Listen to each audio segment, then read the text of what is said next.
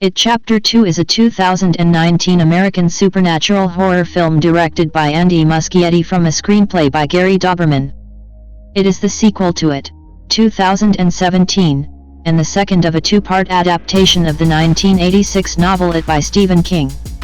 The film stars James McAvoy, Jessica Chastain, Bill Hader, Isaiah Mustafa, Jay Ryan, James Ransone, Andy Bean, and Bill Skarsgård as Pennywise the Dancing Clown. Set 27 years after the events of the previous film, the story centers on the Losers Club and their relationships as they reunite to destroy it once and for all. Talks for an It sequel began in February 2016. By September 2017, New Line Cinema announced that the film would be released in September 2019, with Dauberman writing the script and Muschietti to direct. On a $79 million budget, filming took place from June to November 2018 at Pinewood Toronto Studios, Oshawa, Toronto, and Port Hope. It Chapter 2 premiered at the Regency Village Theatre in Los Angeles on August 26, 2019, and was released in the United States on September 6. The film received mixed reviews from critics and grossed $473.1 million worldwide. An upcoming prequel television series, titled It, Welcome to Derry, is set to premiere on HBO in 2025, with Skarsgård set to reprise his role as Pennywise.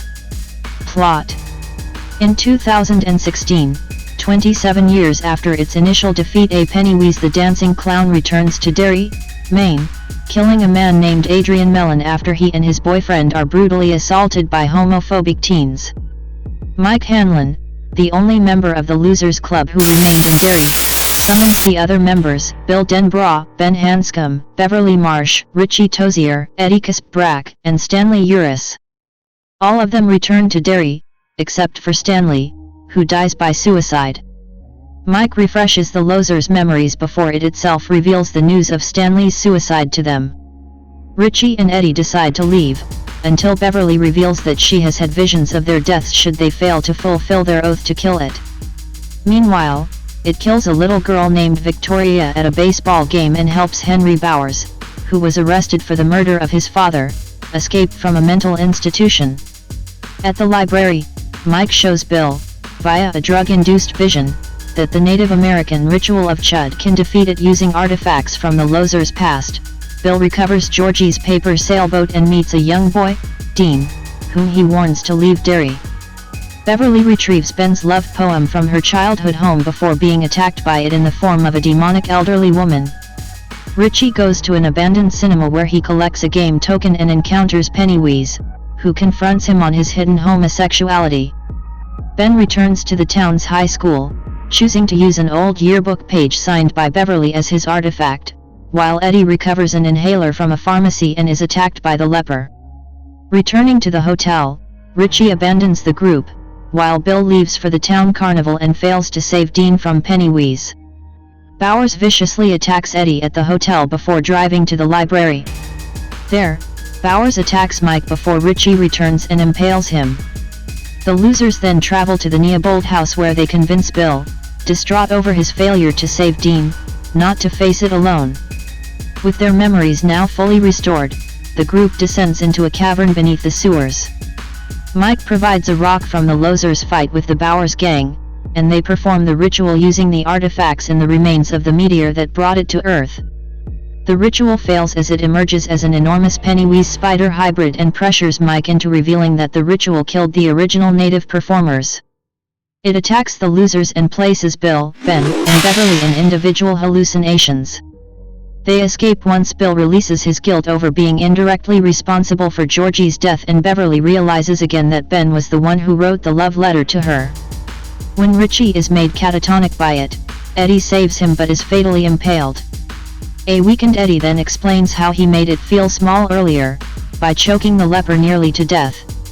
The Losers confront it about how they have overcome their fears, and are no longer scared of the entity, causing it to shrink to a small weakened Pennywise. Mike rips out its heart, which he and the Losers crush with their bare hands, finally killing it. They return to Eddie to find he has died from his injuries, and are forced to leave his body behind as its cavern implodes, destroying the Neibold house. At the waterlogged quarry, the losers comfort Richie and Ben and Beverly kiss. Later, the scars on the losers' hands disappear. After the losers part ways, Ben and Beverly get married. Richie returns to the kissing bridge where he had once carved his and Eddie's initials. Mike moves out of Derry, and Bill begins writing his new story. Mike reveals to Bill that Stanley had written the losers' letters prior to his suicide. Stanley was too scared to face it, and his suicide was intended to strengthen his friends against it. His last words in the letters indicate that they will always be losers. Cast. This section may require cleanup to meet Wikipedia's quality standards. The specific problem is too many plot details and editorializing events that have nothing to do with this film. Please help improve this section if you can. January 2024. Learn how and when to remove this message. James McAvoy as William Bill Denbrough, the determined former leader of the Losers Club who hunted down and defeated it in the summer of 1989 after his younger brother Georgie is killed. As an adult, Bill is a successful mystery novelist in Los Angeles whose works are often criticized for having disappointing endings. Jaden Martell as young Bill Denbrough. Jessica Chastain as Beverly Bev Marsh, the only female member of the Losers Club, who was abused by her father and bullied at school over false rumors of promiscuity. Adult Beverly is a successful fashion designer in New York City along with her abusive husband Tom Rogan. Sophia Lillis as young Beverly Marsh. Bill Hader as Richard Richie Tozier, Bill's bespectacled best friend and fellow member of the Losers Club, whose loud mouth and foul language often get him into trouble. He has secret romantic feelings for Eddie. As an adult, Richie is a successful stand-up comic in Chicago.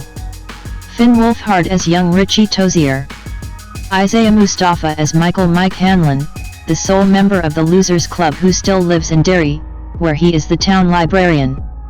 As the only person who remembers everything that happened during the summer of 1989, he summons the other losers back to Derry when it resurfaces. Chosen Jacobs as young Mike Hanlon. Tristan Levi Cox and Torian Matthew Cox as 4-year-old Mike Hanlon. Jay Ryan as Benjamin Ben Hanscom, a member of the Losers Club. As a child, he was bullied for being overweight and he had a crush on Beverly. As an adult, he is a physically fit architect living in upstate New York, where he runs his company, Hanscom Architecture. Jeremy Ray Taylor as young Ben Hanscom. James Ransone as Edward Eddie Kasprack, the youngest member of the Losers Club, a hypochondriac and a victim of Munchausen syndrome by proxy. As an adult, Eddie is a successful risk analyst for an insurance firm in New York City and is married to Myra, who is very similar to his overprotective mother Sonia. Jack Dylan Grazer as young Eddie Kasprack. Andy Bean as Stanley Stan Uris, a timid and pragmatic member of the Losers Club who aided in the battle against it in 1989, but fears it more than the others do. As an adult, he becomes a founding partner of a large accounting firm in Atlanta and is married to Patty Bloom. Wyatt Olaf as young Stanley Uris.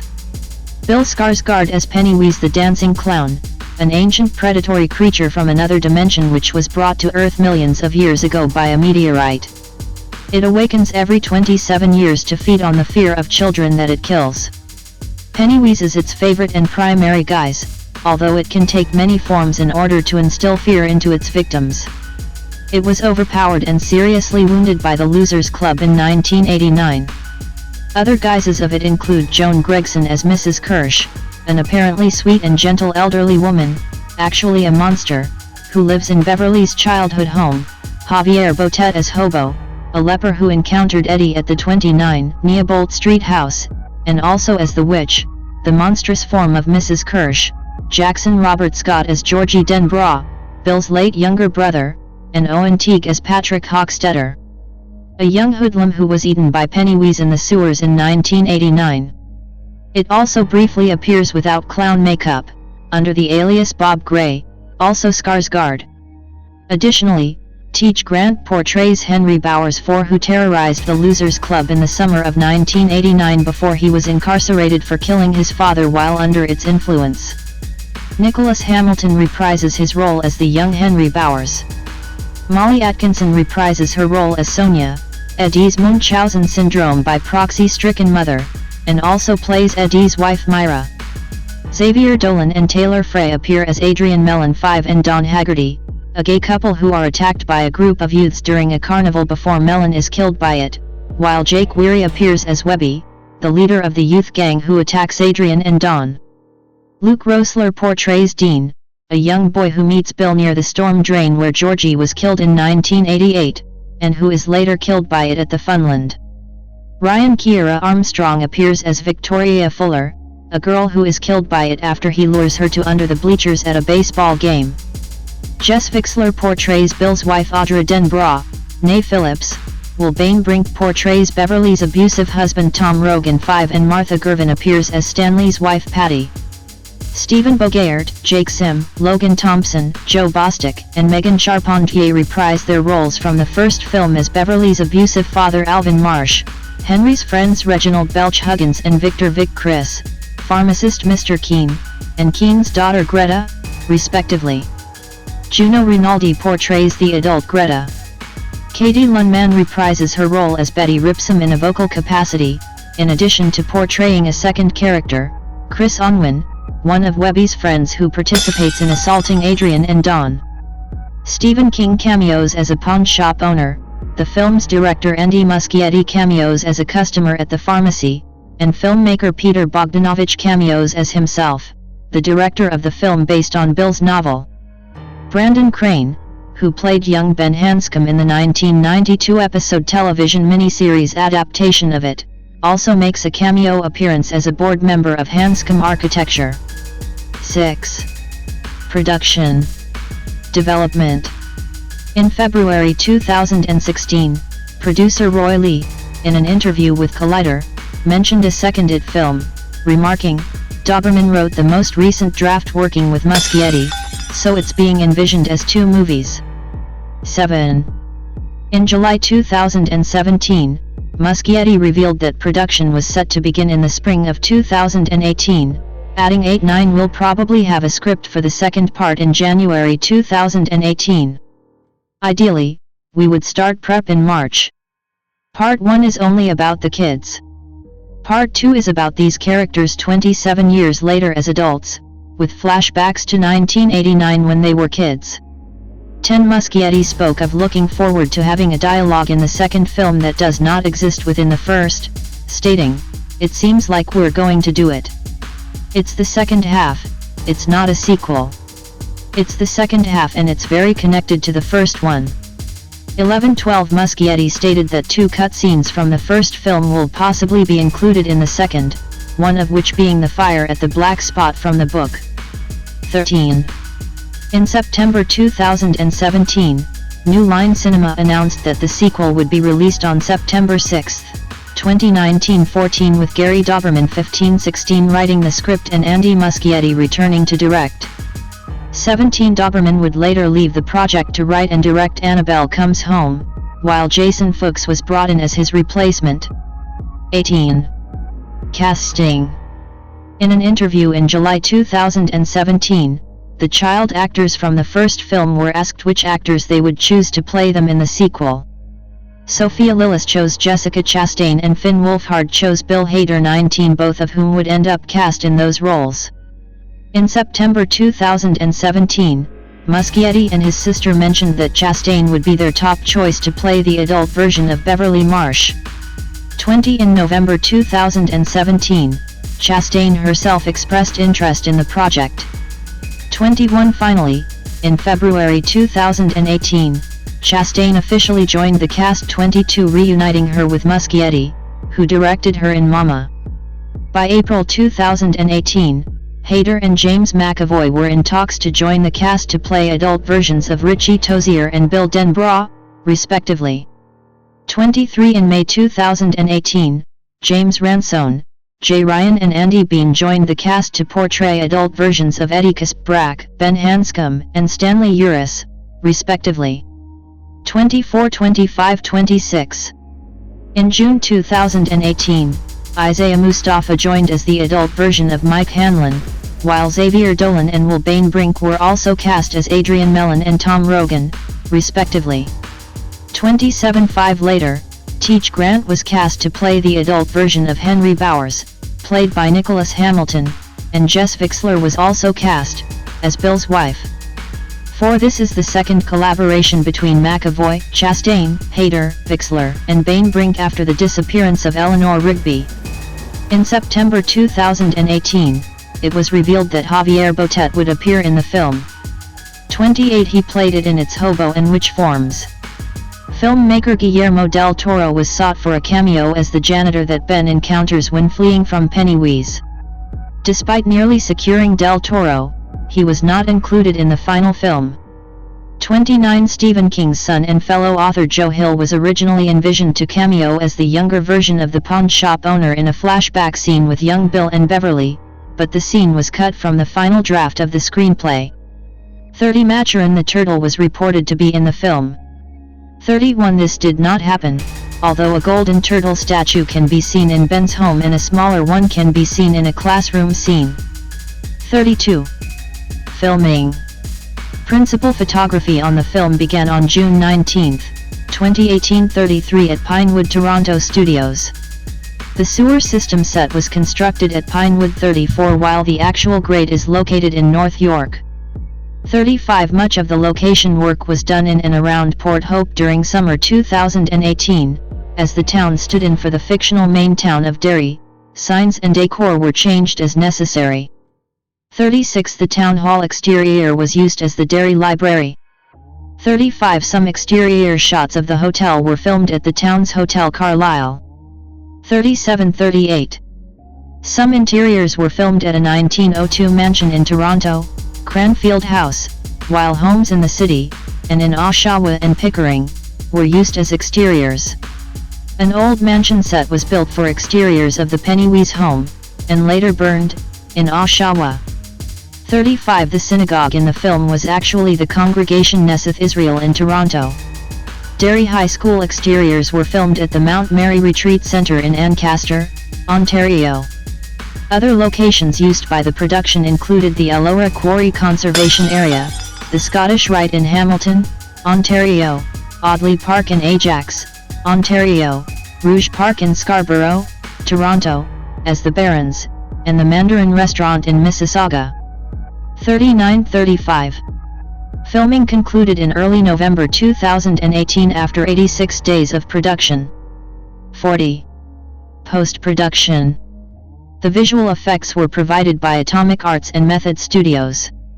They were supervised by Brooke Lyndon Stanford, Justin Cornish, and Josh Simmons, as well as Nicholas Brooks as the production supervisor, with help from Cubica, Lola VFX, Make VFX, Rodeo FX, and Soho VFX. 41 The teenage actors were digitally de-aged to match their respective ages during filming of the first film. 42 Music. Main article, IT Chapter 2, Soundtrack.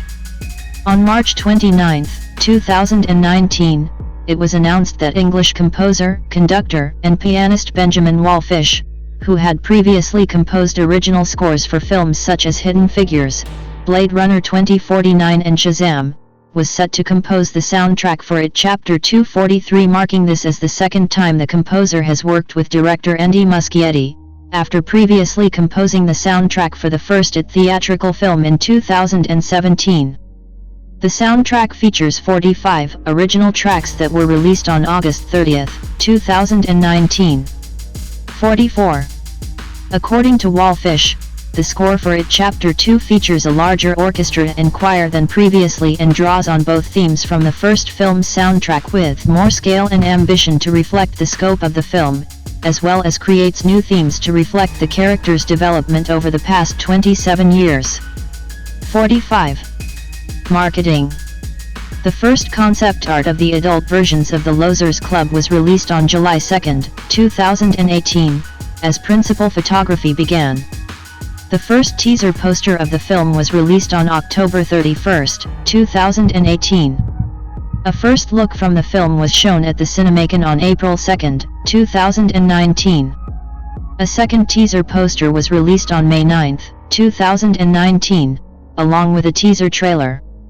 46 On July 17, 2019, the second poster and the theatrical trailer were released at San Diego Comic-Con. 47-48 The studio spent a total of $95 million promoting the film worldwide. 49. Release. It Chapter 2 advertisement at the Odeon looks Leicester Square in London. Theatrical. It Chapter 2 had its world premiere at the Regency Village Theatre in Los Angeles, California on August 26, 2019, and was theatrically released in the United States on September 6, 2019, by Warner Bros. Pictures. 50. Home media. The film was released in a digital format on November 19, 2019.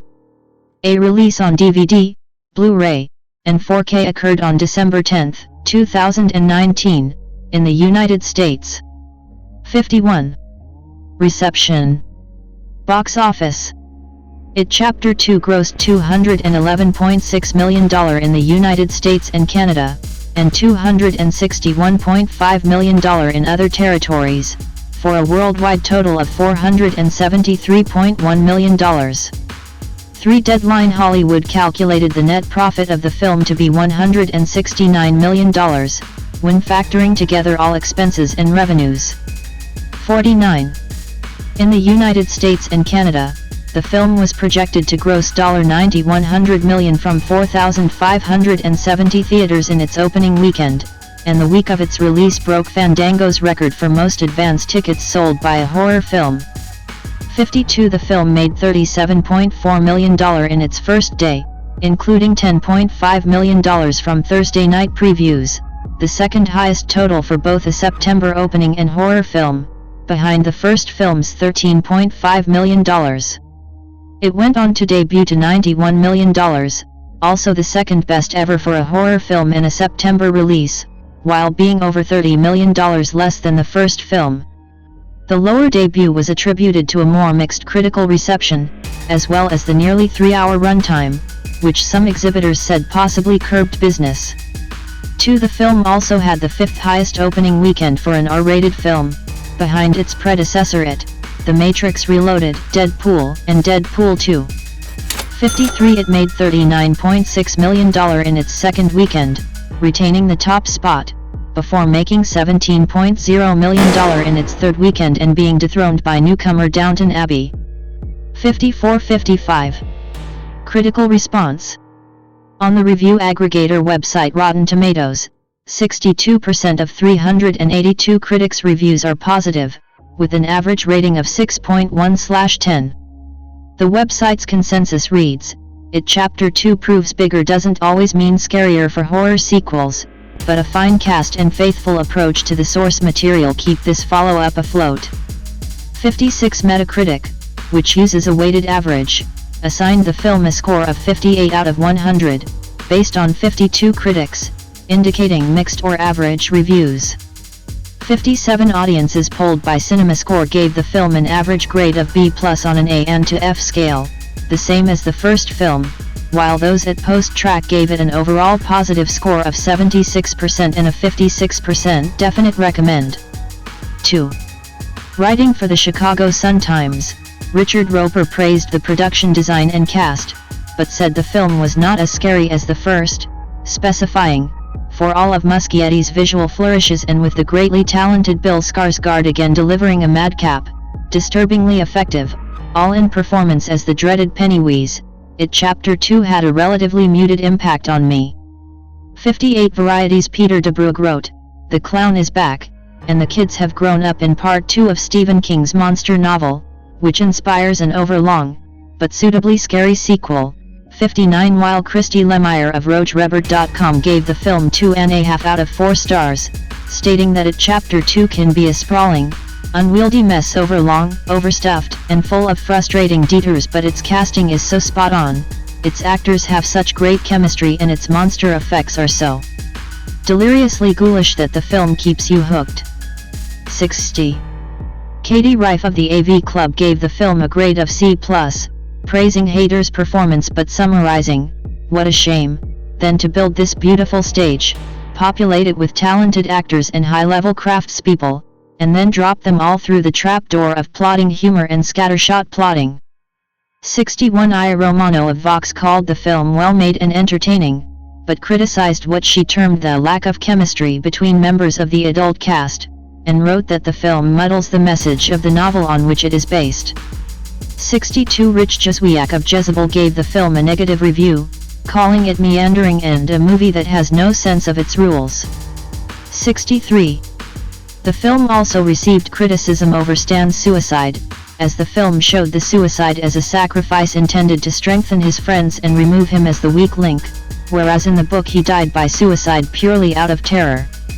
64 Critics from outlets such as Screen Rant and Sci-Fi felt that it sent out a bad message to the audience. 65-66 with William Bibiani of Bloody Disgusting noting that it potentially conveys a message to the audience that killing yourself could be a rational response to dealing with childhood trauma. 67 Jessica Lachennel of Bustle criticized the film as running the risk of glorifying Stan's suicide as a noble sacrifice, stating that it sends a dangerous message to those struggling with mental health issues. 68. Accolades. Award category nominee result Rev. S. Casting Society of America The Zeitgeist Award Rich Delia, Stephanie Gorin, Coco Kleppinger nominated 69. Hollywood Music and Media Awards Best Original Score, Horror Film Benjamin Wallfish nominated 70. Makeup Artists and Hairstylists Guild Best Special Makeup Effects Feature-Length Motion Picture Sean Sansom, Shane Zander, Iantha Goldberg nominated 71. Saturn Awards Best Horror Film Release It Chapter 2 nominated 72. Best Supporting Actor Bill Hader 1. Best Makeup Shan Zander, Alec Gillis, Tom Woodruff Jr. nominated. Best Special Effects Christy Hollage, Nicholas Brooks nominated. World Soundtrack Awards Film Composer of the Year Benjamin Wallfish, also for The Invisible Man, nominated. Future potential third film. In September 2019, Skarsgård spoke of the possibility of a third installment, saying, "It would have to be the right type of approach to it. The book ends where the second movie ends, so that is the final chapter of this story. There is this interesting aspect of going back in time before all this happened. There might be a story there that might be worth exploring. Obviously that would be a story that's not in the book, it would be a freestanding story, but obviously within the same universe. So, there might be something interesting out of it. I think it would be fun." 73. 2 months later, Doberman discussed in an interview of the possibility of a third film, saying, "I do think it's possible. Anything in the Stephen King universe interests me, but there's only so much of the story we could tell in the 2 movies. There are definitely elements of the novel you could expand on and make its own movie. It's just a question of whether or not people want to see it. I do think it was on this planet for a very, very, very long time, and that's a lot of bloodshed and a lot of stories to tell, and I think you could do that for sure." 74. Prequel Series. Main article, It Welcome to Derry. In March 2022, Variety reported that the Muschiettis and Jason Fuchs are in development of and executive producing a prequel series for Max titled It, Welcome to Derry, that will take place in the 1960s before the events of It Chapter 1 and will also include the origin story of Pennywise the Clown. Andy Muschietti will direct the first episode while Fuchs will write all episodes for the series. 75. Stephen King stated that he would not be involved in the development of the series, but was looking forward to seeing it. 76. Principal photography is scheduled to begin in early April 2023 in Toronto, Canada. 77. In March 2023, Bill Skarsgård stated that he was not currently involved in the prequel series. 78. Although in May 2024, he was confirmed as returning as Pennywise/It, as well as being executive producer on the series. 79. In April 2023, Max announced that Taylor Page, Jovan Adipo, James Remar, and Chris Chalk were cast in undisclosed roles. 80. The series is scheduled to be released on HBO in 2025 after the series was moved from Max. James McAvoy/MKV/ born April 21, 1979, is a Scottish actor and director. He made his acting debut as a teen in The Near Room, 1995, and appeared mostly on television until 2003, when his film career began. His notable television work includes the thriller State of Play, 2003, the science fiction miniseries Frank Herbert's Children of Dune, 2003, and the drama series Shameless, 2004-2005. McAvoy gained recognition for playing Mr. Tumnus in the fantasy film The Chronicles of Narnia, The Lion, the Witch, and the Wardrobe, 2005, and an assassin in the action film Wanted, 2008. After winning the inaugural BAFTA Rising Star Award in 2006, his performances in the period dramas The Last King of Scotland, 2006, and Atonement, 2007, gained him BAFTA Award nominations. In 2011 he voiced the title characters in Arthur Christmas and Romeo and Juliet, and portrayed Charles Xavier in the superhero film X-Men, First Class, a role he reprised in future installments of the X-Men series. McAvoy gained praise for starring in the independent crime film Filth, 2013, and as a superpowered man with 23 dissociative identities in M. Night Shyamalan's Split, 2016, and its successor Glass, 2019. He portrayed Lord Asriel in the fantasy series His Dark Materials from 2019 to 2022, and starred as Bill Denbrough in the horror film It Chapter 2, 2019.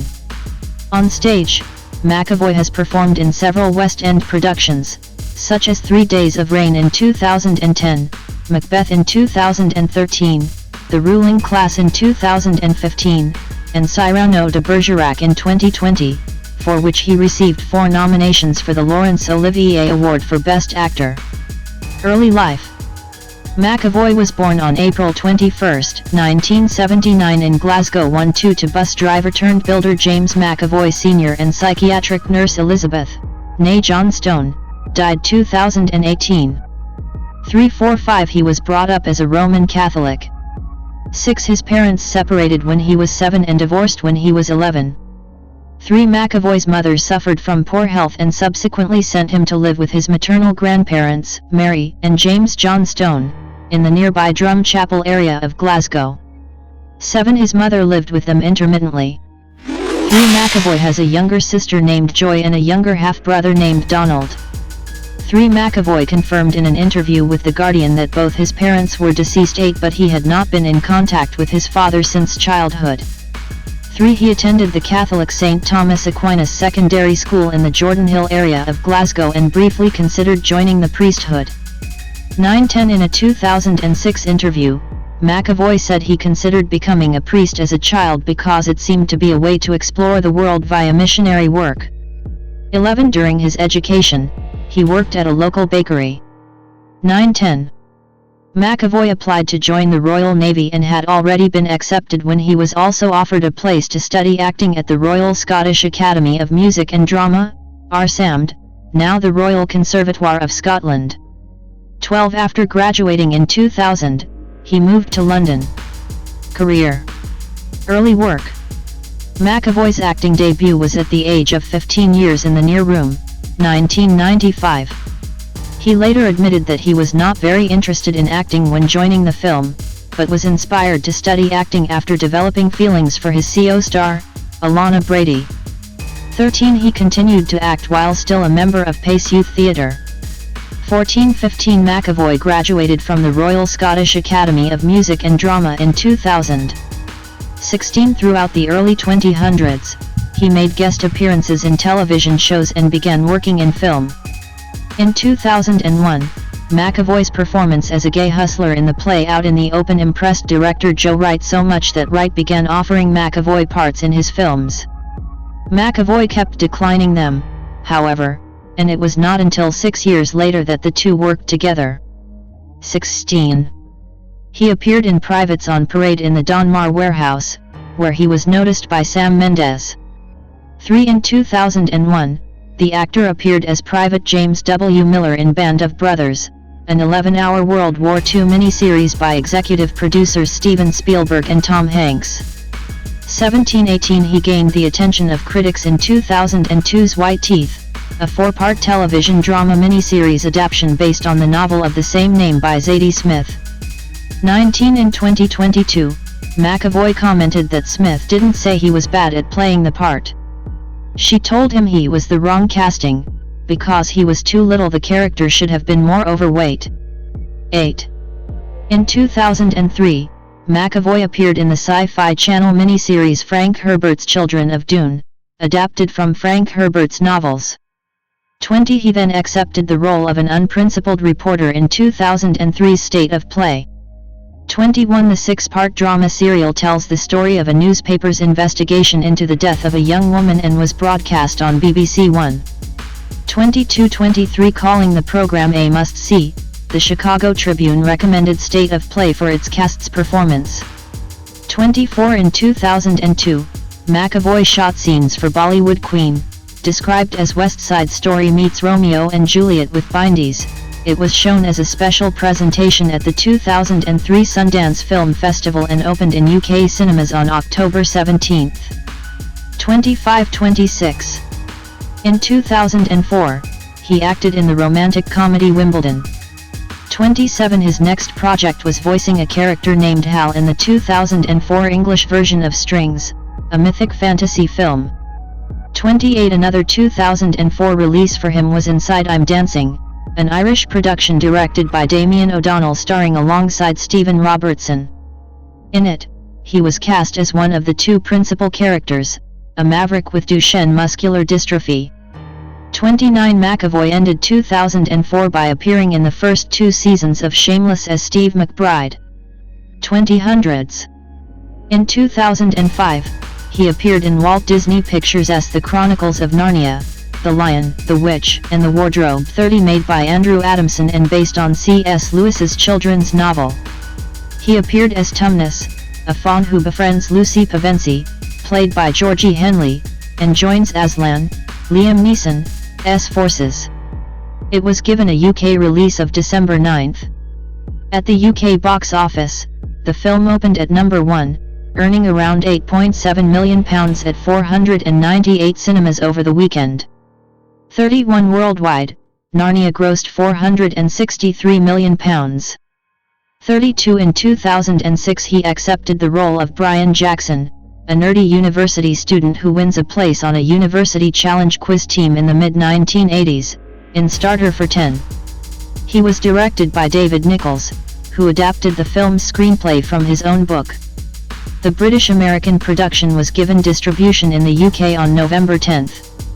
In spite of the positive buzz, the film flopped at the box office, unable to recover its production costs of £5.7 million. 33-34. Forrest Whitaker had suggested McAvoy to director Kevin MacDonald for the role of Nicholas Garrigan in 2006's low-budgeted The Last King of Scotland. 35 McAvoy portrayed a Scottish doctor who becomes the personal physician to dictator Idi Amin, played by Whitaker, while in Uganda. While the film is based on factual events of Amin's rule, the details of the story and the character McAvoy played are fictional and adapted from Giles Foden's 1998 novel. McAvoy assessed his character to be a completely selfish prick. 1136 McAvoy was named Best Actor of the Year by Scotland's own BAFTA Awards, where the film swept the major categories 37 and received a nomination for the BAFTA Award for Best Actor in a Supporting Role. The film received 3 awards, including the Outstanding British Film of the Year. 38-39. Following that, he played Irish attorney Tom Lefroy and love interest to Jane Austen in Becoming Jane, a 2007 historical film inspired by the author's early life. 40 Next up was Penelope, which premiered at the 2006 Toronto International Film Festival. 41 Also starring Christina Ricci, it generated polarized reviews. 42 The breakthrough role in McAvoy's career came in Atonement, Joe Wright's 2007 adaptation of Ian McEwan's novel of the same title. A romantic war film, it focuses on lovers Cecilia and Robbie's, Keira Knightley and McAvoy, lives being torn apart after her jealous younger sister Bryony, Saoirse Ronan, falsely accuses him of rape. Upon reading the script, McAvoy said he thought, if I don't get the part, I'm not reading the book because it'll be devastating. It's an amazing role and I really wanted it. 43 McAvoy has called the film incredibly sad but considers it an uplifting experience. He also shared that he hoped viewers will be left absolutely devastated and harrowed. Screenings of Atonement were held at the 2007 Toronto International Film Festival, where it was one of the most acclaimed films present, and Venice Film Festival. 44-45 Atonement was a big awards contender. It was nominated for 14 BAFTAs and 7 Academy Awards. 46-47 both McAvoy and Knightley were nominated for their performances at the 65th Golden Globe Awards, respectively. 48-49 The Hollywood Reporter writer Ray Bennett said the duo gave compelling and charismatic performances. 50 In December 2022, McAvoy stated that McEwan was not entirely satisfied with his casting as Robbie in Atonement. He wasn't disparaging. He just gave me nothing. And I was a bit devastated.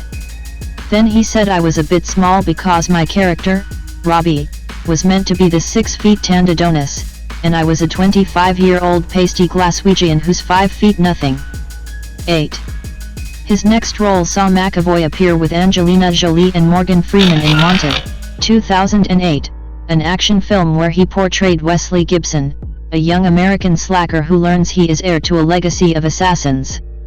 When McAvoy screen tested for the role, he was initially rejected because the studio was seeking an actor with conventional Hollywood leading man looks and physique.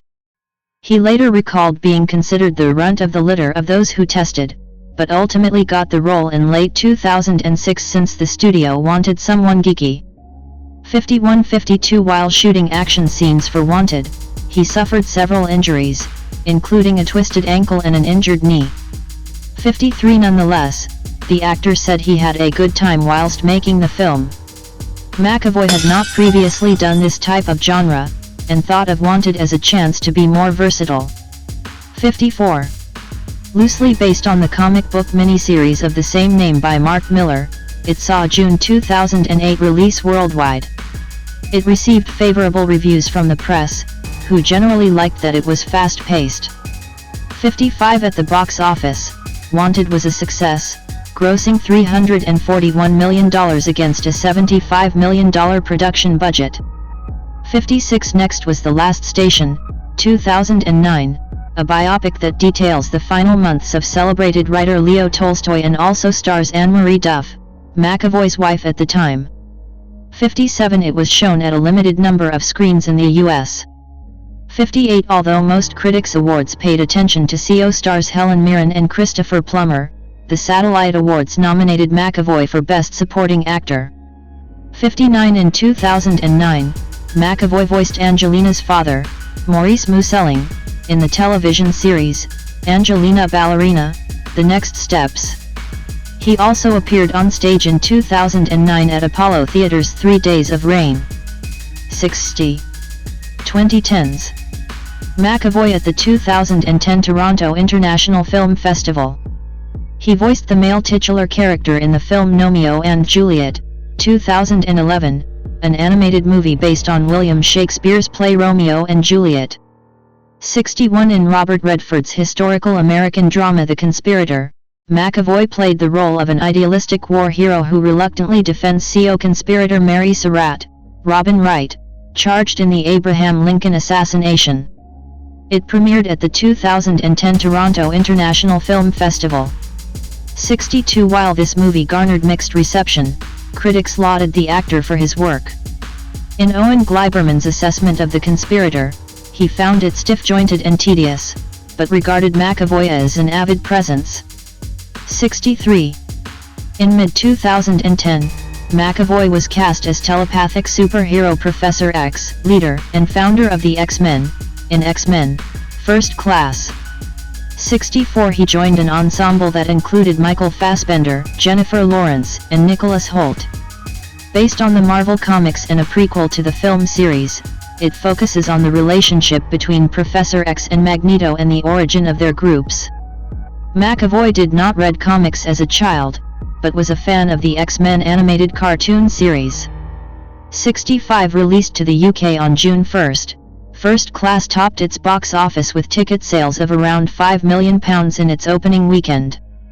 66 First Class was reviewed favourably and McAvoy's performance was widely praised. 67 In 2011, he began filming the role of Max Lewinsky in the British thriller Welcome to the Punch. 68 That same year, McAvoy voiced the title character in the animated holiday film Arthur Christmas. He also played the lead role in the Danny Boyle film Trance. In 2012, McAvoy was cast as Bruce Robertson in Filth, an adaptation of the Irvine Welsh novel of the same name. The film's ensemble cast includes McAvoy's former classmate Shauna MacDonald as his wife, as well as Jamie Bell, Jim Broadbent, Eddie Marsan, and Imogen Poots. For his role, McAvoy won Best Actor at the British Independent Film Awards in December 2013. 69-70 It was also announced that he would co-star with Jessica Chastain in a double feature film project, The Disappearance of Eleanor Rigby. 71 He performed the male lead in radio play adaptation of Neverwhere written by Neil Gaiman.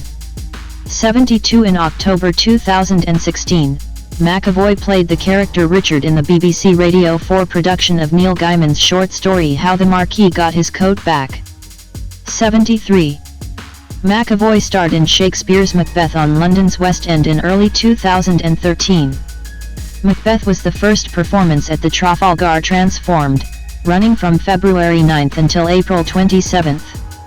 The production was directed by Jamie Lloyd, who also directed McAvoy in his last stint on the stage in 2009's 3 Days of Rain. 74 In 2015, McAvoy won the Best Actor award at London's Evening Standard Theatre Awards for his portrayal of Jack Gurney in the ruling Class 75, a revival of the Peter Barnes play directed by Jamie Lloyd. It ran at Trafalgar Studios from January 16 to April 11, 2015. McAvoy reprised his role as Professor X in X-Men, Days of Future Past, 2014, which grossed $747.9 million worldwide, making it the sixth highest grossing film of the year 2014 and the second highest grossing film in the X-Men franchise and in 2016's X-Men, Apocalypse. 76-77 In 2016, he starred in the M. Night Shyamalan thriller Split as Kevin Wendell Crumb, a dissociative identity disorder sufferer with dangerous capabilities. 78-79 In 2018, McAvoy voiced Hazel in the BBC miniseries Watership Down. In 2019, he reprised his role as Crumb in Glass 80 and then returned as Professor X in the film Dark Phoenix. 81. McAvoy played the adult Bill Denbrough in the horror film It Chapter 2, the sequel to It, 2017, which premiered on September 6, 2019. 82 and grossed $473 million at the box office. Also in 2019, McAvoy starred as Lord Asriel in the television adaptation of his Dark Materials. 83-84. 2020s. On March 4, 2020, it was announced that Audible would be adapting Neil Gaiman's acclaimed comic book series The Sandman into a multi-part audio drama, with McAvoy voicing the lead character, Dream. McAvoy starred in the Jamie Lloyd Company production of Cyrano de Bergerac, which opened in the West End's Harold Pinter Theatre on February 3, 2022, for which he won a What's on Stage award for Best Performer in a Male-Identifying Role. He continued his performance in a limited run at the Harvey Theatre at Brooklyn Academy of Music, BAM, opening the show stateside on April 5, 2022 and running until May 22, 2022. 85.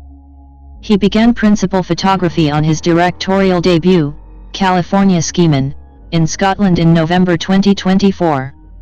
86. Personal life.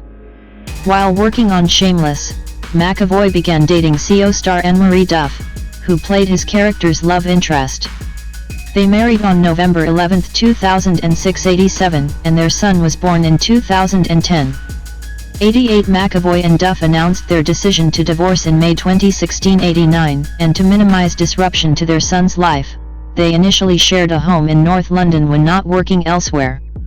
90 McAvoy later began a relationship with Lisa Liberati, whom he had met on the set of Split, 2016, where she worked as a personal assistant to director M. Night Shyamalan. In early 2022, he confirmed they had privately married after years of speculation. 91. The couple have a son born in 2022. 92. After McAvoy won the Rising Star Award from the BAFTAs, his estranged father spoke to the Sunday Mirror, stating that he would love to get in touch with his son but did not know how to contact him. Although he did not read the piece, McAvoy heard about it and was unmoved. 3. McAvoy considers himself a spiritual person who no longer practices Catholicism. 10. He enjoys fantasy themes, which he said started from age 11 with reading The Lord of the Rings. 93. McAvoy is a fan of Scottish Premiership team Celtic FC, stating that his dream acting role would be Celtic player Jimmy Johnstone. 94. He had once been a video game addict, playing role-playing games such as The Legend of Zelda, Secret of Mana, and The Elder Scrolls IV: Oblivion, which he quit after it began affecting his life. McAvoy recalled burning his disc of Oblivion with a kitchen stove to get rid of his addiction to the game. 95. Speaking to Sky News in 2011, McAvoy said he believed that British filmmakers belittlingly attempt to dumb down their productions to please American audiences. 96. He had previously called 3D films a waste of money, accusing film studios of using the effect to get more money out of cinema audiences. 97. Philanthropy. In 2011, McAvoy did a base jump from the world's tallest hospital building in a bid to help raise money for Ugandan children's charity Retrack, which assists children on the streets. 98. After this, he continued to support Retrack. 99. Additionally, he is a supporter of the British Red Cross, with whom he travelled to Uganda to raise awareness of the projects there. He had become involved with the charity after shooting The Last King of Scotland there for several months and was shocked by what he saw. 100. In February 2007, he visited northern Uganda and spent 4 days seeing projects supported by the British Red Cross. 101. In 2015, McAvoy pledged £125,000 to a 10-year scholarship programme at his former drama school, the Royal Conservatoire of Scotland. 102. In March 2020, McAvoy donated £275,000 to a crowdfunding campaign to help the NHS mitigate the COVID-19 pandemic in the United Kingdom. Jessica Michelle Chastain, born March 24, 1977, is an American actress and producer. Known for primarily starring in projects with feminist themes, she has received various accolades, including an Academy Award and a Golden Globe Award, in addition to nominations for a Primetime Emmy Award, 2 Tony Awards and 2 British Academy Film Awards. Time magazine named her one of the 100 most influential people in the world in 2012. Chastain developed an interest in acting from an early age and made her professional stage debut in 1998 as Shakespeare's Juliet. After studying acting at the Juilliard School, she worked on television and stage. After making her film debut at age 31 in the drama Jolene, 2008, Chastain had her breakthrough in 2011 with 6 film releases, including the dramas Take Shelter, 2011, and The Tree of Life, 2011. She received Academy Award nominations for playing an aspiring socialite in the period drama The Help, 2011, and a CIA analyst in the thriller Zero Dark 30, 2012. Greater commercial success came with the science fiction films Interstellar, 2014, and The Martian, 2015, and the horror film It Chapter 2, 2019. Chastain received further acclaim for playing strong-willed women in the dramas A Most Violent Year, 2014, Miss Sloane, 2016, and Molly's Game, 2017, and the television miniseries Scenes from a Marriage, 2021. She went on to portray Tammy Faye Bakker in the biopic The Eyes of Tammy Faye, 2021, winning the Academy Award for Best Actress, and Tammy Wynette in the miniseries George and Tammy, 2022. On Broadway, Chastain has starred in revivals of The Heiress, 2012, and A Doll's House, 2023. The latter earned her a nomination for the Tony Award for Best Actress in a Play. She is the founder of the production company Freckle Films, which was created to promote diversity in film, and is an investor in the soccer club Angel City FC. Chastain is vocal about mental health issues, as well as gender and racial equality. She is married to fashion executive Gianluca Passi di Preposolo, and they have 2 children. Early life and education. Jessica Michelle Chastain was born on March 24, 1977, in Sacramento, California 123 to Jerry Renee Hasty, née Chastain, and rock musician Michael Monasterio. 4-5 Her parents were both teenagers when she was born. Chastain is reluctant to publicly discuss her family background. She was estranged from Monasterio, who died in 2013, and has stated that no father is listed on her birth certificate. 4-5 Chastain has 2 sisters and 2 brothers. Her younger sister, Juliet, died by suicide in 2003 following years of drug addiction. 6 Chastain was raised in Sacramento by her mother and stepfather, Michael Hasty, a firefighter. 2-7 Her family struggled financially. 8 Chastain has said that her stepfather was the first person to make her feel secure. 5 She shares a close bond with her maternal grandmother, Marilyn, and credits her as someone who always believed in me. 7-9 A picture of the Alice Tully Hall building at the Juilliard School in New York City, taken from across the street. The Juilliard School in New York City, where Chastain studied acting. Chastain developed an interest in acting at age 7, after her grandmother took her to a production of Joseph and the Amazing Technicolor Dreamcoat. 2 She would regularly put on amateur shows with other children, and considered herself to be their artistic director. 7 As a student at El Camino Fundamental High School in Sacramento, Chastain struggled academically. 4-10 She was a loner and considered herself a misfit in school, eventually finding an outlet in the performing arts. 11 She has described how she used to miss school to read Shakespeare. 12 Whose plays she became enamored with after attending the Oregon Shakespeare Festival with her classmates. 13 With too many absences during her senior year in school, Chastain did not qualify for graduation, but later obtained an adult diploma. 10 She later attended Sacramento City College from 1996 to 1997, during which she was a member of the institution's debate team. 14 Describing her early childhood, she recalled, "I grew up with a single mother who worked very hard to put food on our table. We did not have money. There were many nights when we had to go to sleep without eating. It was a very difficult upbringing. Things weren't easy for me growing up." 15 In 1998, Chastain finished her education at the American Academy of Dramatic Arts and made her professional stage debut as Juliet in a production of Romeo and Juliet staged by TheaterWorks, a company in the San Francisco Bay Area. 16 17 18 The production led her to audition for the Juilliard School in New York City, where she was soon accepted and granted a scholarship funded by actor Robin Williams. 7-10 In her first year at the school, Chastain suffered from anxiety and was worried about being dropped from the program, spending most of her time reading and watching films.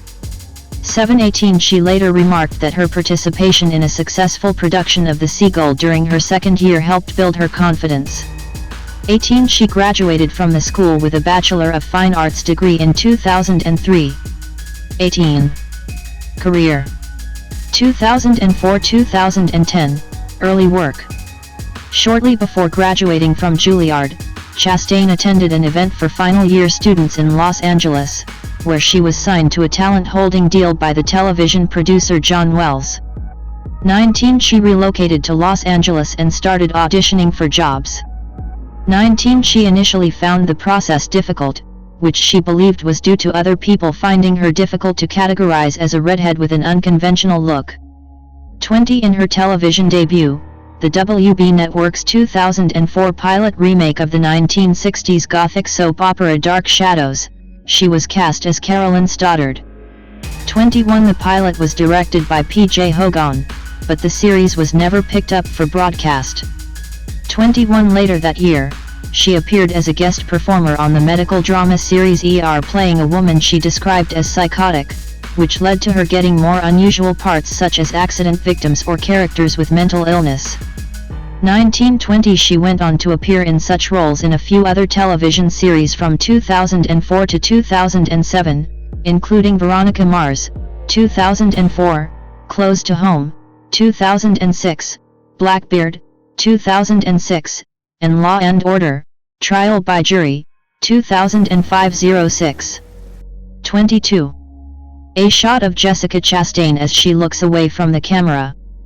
Chastain at the 2010 Mill Valley Film Festival.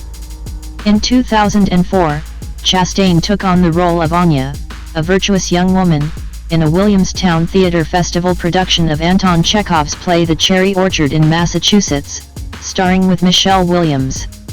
23 Also that year, she worked with Playwrights Horizons on a production of Richard Nelson's Rodney's Wife as the daughter of a troubled middle-aged film actor. Her performance was not well received by the critic Ben Brantley of the New York Times, who thought that she somehow seems to keep losing color as the evening progresses.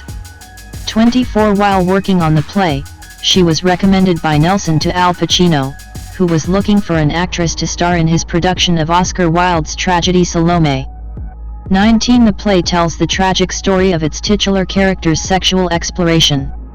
In the play, Salome is a 16-year-old, but Chastain, aged 29 then, was cast for the part.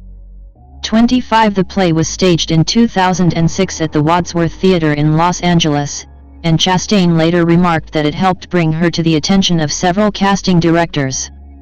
25-26 Writing for Variety, the critic Stephen Oxman criticized her portrayal in the play. Chastain is so ill at ease with Salome, not quite certain whether she's a capable seductress or a whiny, wealthy brat. She doesn't flesh out either choice. 26. Chastain made her film debut in 2008 as the titular character in Dan Ireland's drama Jolene, based on a short story by E.L. Doctorow inspired by Dolly Parton's song Jolene. 27 It follows the life of a sexually abused teenager over the course of a decade. Chastain's performance was praised by a reviewer for the New York Observer, who considered her as the only notable aspect of the production. 28-29 She won a Best Actress award at the Seattle International Film Festival. 30 In 2009, she had a minor role in Stolen, 2009, a mystery thriller film with a limited theatrical release.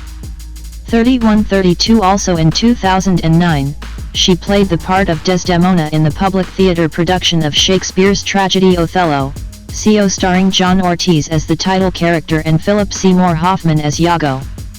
33 Writing for The New Yorker, Hilton ALS commended Chastain for finding a beautiful maternal depth in her role.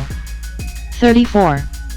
In 2010, Chastain starred in John Madden's dramatic thriller The Debt, portraying a young Mossad agent sent to East Berlin in the 1960s to capture a former Nazi doctor who carried out medical experiments in concentration camps. 35 She shared her role with Helen Mirren, with the two actresses portraying the character at different phases of her life. 35 They worked together before filming to perfect the voice and mannerisms of the character and make them consistent. Chastain took classes in German and Krav Maga, and studied books about the Nazi doctor Joseph Mengele and Mossad history. 35 William Thomas of Empire termed the film a smart, tense, well-acted thriller, and noted that Chastain pulses with strength and vulnerability in her part. 36 She also appeared as Mary Debenham in an episode of the British television series Agatha Christie's Poirot, based on Agatha Christie's 1934 novel Murder on the Orient Express. 37. 2011-2013, Breakthrough and Rise to Prominence. Jessica Chastain smiles for the camera. Chastain attending the premiere of Coriolanus at the 2011 Berlin International Film Festival. After struggling for a breakthrough in film, Chastain had 6 releases in 2011 and received wide recognition for several of them. 1938 The first of the roles was as the wife of Michael Shannon's character in Jeff Nichols' Take Shelter, a drama about a troubled father who tries to protect his family from what he believes is an impending storm. The film was screened at the 2011 Sundance Film Festival, and critic Tim Roby of the Daily Telegraph noted how much Chasten's supporting part aided the narrative. 39 In Coriolanus, an adaptation of the Shakespearean tragedy from actor-director Ralph Fiennes, she played Virgilia. 40 Her next role was opposite Brad Pitt, as the loving mother of 3 children in Terrence Malick's experimental drama The Tree of Life, which she had filmed in 2008. 41-42 Chastain signed on to the film without receiving a traditional screenplay from Malick, and she improvised several scenes and dialogues with Pitt. 43 She considered her part to be the embodiment of grace in the spirit world. In preparation, she practiced meditation, studied paintings of the Madonna, and read poems by Thomas Aquinas. 43 The film premiered at the 2011 Cannes Film Festival to a polarized reception from the audience, though it was praised by critics and won the Palme d'Or. 44 The critic Justin Chong termed the film a hymn to the glory of creation, an exploratory, often mystifying, poem, and credited Chastain for playing her part with heart-rending vulnerability. 45 Chastain's biggest success of the year came with the drama The Help, SEO starring Viola Davis, Octavia Spencer, and Emma Stone, which was based on Catherine Stockett's novel of the same name. She played Celia Foote, an aspiring socialite in 1960s Jackson, Mississippi, who develops a friendship with her black maid, played by Spencer. Chastain was drawn to Foote's anti-racist stand, and connected with her energy and enthusiasm. In preparation, she watched the films of Marilyn Monroe and researched the history of Tunica, Mississippi, where her character was raised. 46 The Help grossed $216 million at the box office to become her most widely seen film to that point. 47-48 Manala Dargis of the New York Times praised the chemistry between Chastain and Spencer, and Roger Ebert credited her for being unaffected and infectious. 49 The ensemble of The Help won the Screen Actors Guild Award for Outstanding Cast, and Chastain received Academy, BAFTA, Golden Globe, and SAG Award nominations for Best Supporting Actress, all of which she lost to Spencer. 750-51 Chastain's final 2 roles of the year were in Wild Salome, a documentary based on her 2006 production of Salome 52, and the critically panned crime thriller Texas Killing Fields. 53 Her film roles in 2011, particularly in The Help, Take Shelter, and The Tree of Life, won her awards from several critics' organizations. 54 Two of Chastain's films in 2012 premiered at the 65th Cannes Film Festival: the animated comedy Madagascar 3, Europe's Most Wanted, and the crime drama Lawless. 55 In the former, which marked the 3rd installment in the Madagascar series, she voiced Gia the Jaguar with an Italian accent. 56 With global revenues of $747 million, the film ranks as her highest-grossing release. 57-48 In Lawless, based on Matt Bondurant's Prohibition-era novel The Wettest County in the World, she played a dancer who becomes embroiled in a conflict between 3 bootlegging brothers, played by Shia LaBeouf, Tom Hardy, and Jason Clarke. 58 The film received generally positive reviews, with Richard Corliss finding Chastain to be filled with poised, seductive gravity. 59-60 In an experimental biopic of the author C.K. Williams, entitled The Color of Time, 2012, directed by the New York University students of actor James Franco, she played the mother of the young Williams. 61-62 Jessica Chastain smiles while she gently looks away from the camera. Chastain at the 2012 Cannes Film Festival, where 2 of her films, Madagascar 3, Europe's Most Wanted, and Lawless, were screened. A short part Chastain had filmed for Terrence Malick's To the Wonder, 2012, was edited out of the final film, and due to scheduling conflicts, she dropped out of the action films Oblivion and Iron Man 3, both 2013. 63 She instead made her Broadway debut in a revival of the 1947 play The Heiress, playing the role of Catherine Sloper, a naive young girl who transforms into a powerful woman. 64 Chastain was reluctant to take the role, fearing the anxiety she had faced during her early stage performances. 64 She ultimately agreed after finding a connection to Sloper, explaining, "She's painfully uncomfortable and I used to be that." 64 The production was staged at the Walter Kerr Theatre from November 2012 to February 2013.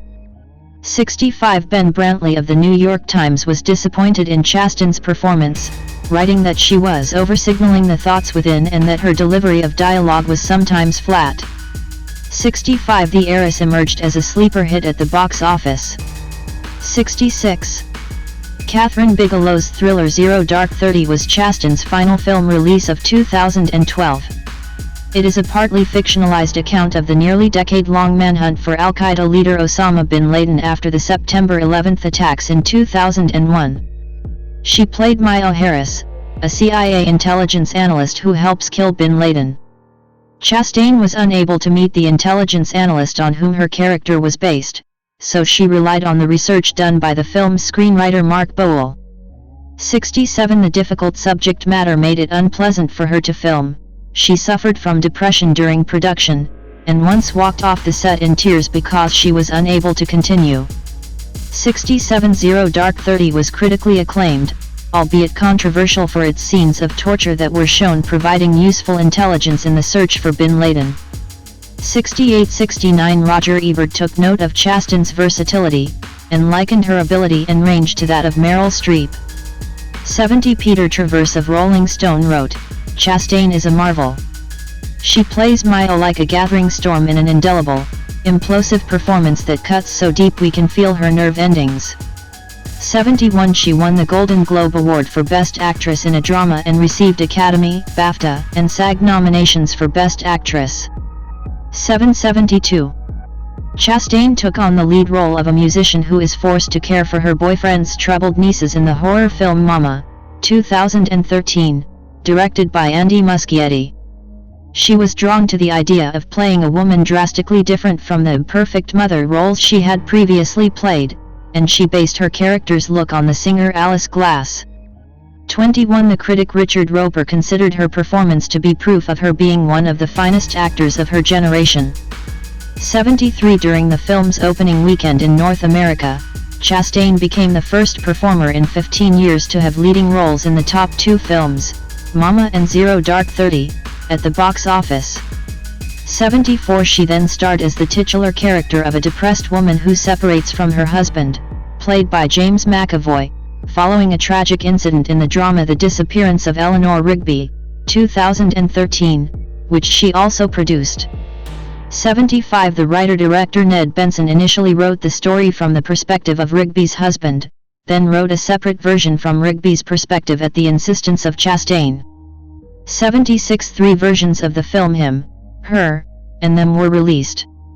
76-77 It did not find a wide audience. 78 But the critic A.O. Scott praised Chastain for short-circuiting conventional distinctions between tough and vulnerable, showing exquisite control even when her character is losing it, and keeping her balance even when the movie pitches and rolls toward melodrama. 79. 2014-2020, Career Fluctuations and Expansion. A shot of Jessica Chastain smiling away from the camera. Chastain attending the premiere of Miss Julie at the 2014 Toronto International Film Festival. Chastain appeared in 3 films in 2014. She played the titular character in Miss Julie, a film adaptation of August Strindberg's 1888 play of the same name, from director Liv Ullmann. 80 It tells the tragic tale of a sexually repressed Anglo-Irish aristocrat who wishes to sleep with her father's valet, Colin Farrell. 81 She was drawn to Ullmann's feminist take on the subject. 82 The film only received a limited theatrical release. 83 While filming Miss Julie in Ireland, she received the script for Christopher Nolan's science fiction film Interstellar, 2014. 84 With a budget of $165 million, the high-profile production, SEO starring Matthew McConaughey and Anne Hathaway, was filmed mostly using IMAX cameras. 85-86 Chastain played the adult daughter of McConaughey's character. She was drawn to the project for the emotional heft she found in the father-daughter pair. 87 Drew McWeeny of HitFix took note of how much Chastain had stood out in her supporting role. 88 Interstellar grossed over $701 million worldwide to rank as her highest-grossing live-action film to date. 48 85. In her final release of 2014, Chastain starred in the J.C. Chandler-directed crime drama A Most Violent Year. Set in New York City in 1981, the year in which the city had the highest crime rate, the film tells the story of a heating oil company owner, Oscar Isaac, and his ruthless wife, Chastain. 89 In preparation, she researched the period and worked with a dialect coach to speak in a Brooklyn accent. 90 She collaborated with the film's costume designer to work on her character's wardrobe, and contacted Armani, which provided her with clothing of the period. 90 Mark Kermode of The Observer found Chastain to be terrific in a part inspired by Lady Macbeth's character, and Mick LaSalle of the San Francisco Chronicle described her portrayal as the embodiment of a nouveau riche New York woman of the era. 91-92 She received a Golden Globe for Best Supporting Actress nomination for it. 93 For her work in 2014, the Broadcast Film Critics Association honored Chastain with a Special Achievement Award. 94. In 2015, Chastain took on the part of a commander in Ridley Scott's science fiction film The Martian. Starring Matt Damon as a botanist who is stranded on Mars by a team of astronauts commanded by Chastain's character, the film is based on Andy Weir's novel of the same name. Chastain met with astronauts at the Jet Propulsion Laboratory and the Johnson Space Center, and modeled her role on Tracy Caldwell Dyson, with whom she spent time in Houston. 95 The Martian became her second film to gross over $600 million in 2 consecutive years. 48 96 Chastain next starred as a woman who plots with her brother, Tom Hiddleston, to terrorize his new bride, Mia Wasikowska, in Guillermo del Toro's gothic romance Crimson Peak.